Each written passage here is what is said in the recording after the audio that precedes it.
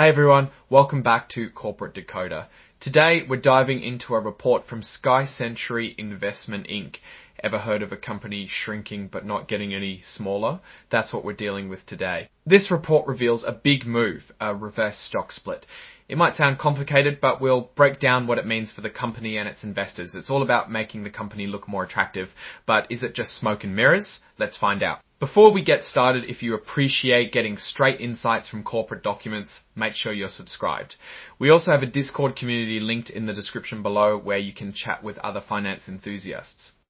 Alright, the report is dated May 5, 2025. This is called an 8K filing, which companies use to announce major events to investors. It's like a corporate news flash. The key sections here are about changes to shareholder rights and amendments to the company's rules, specifically their articles of incorporation. It's where they tell us about the big stuff they're changing. So what's the big news? The company's board approved a reverse stock split.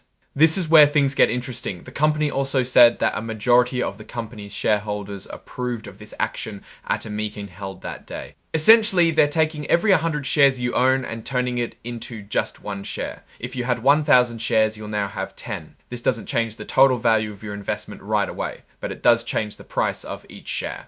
Sky Century plans to notify FINMA, which is like the stock market's referee, about this change. They also need to update their official company documents with the state of Nevada to make it all legal. Before the split, there were over 223 million shares floating around. After, there will be just over 2.2 million. Less shares, but each share is worth more, at least in theory. If you own shares, the company will contact you with instructions on how to handle the split. Their transfer agent, vStock Transfer, will help manage the exchange of old shares for new ones. If you hold physical certificates, they will send you new ones. If your shares are held electronically, your account will automatically be adjusted. The stock will still be traded under the same symbol SK, but there will be a new ID number, a CQSIP number to reflect the change. The company hopes the higher price per share will attract bigger investors like institutions and make it easier to trade their stock. Basically, they're trying to look more appealing to Wall Street. Fewer shares out there, but each one represents a bigger piece of the company.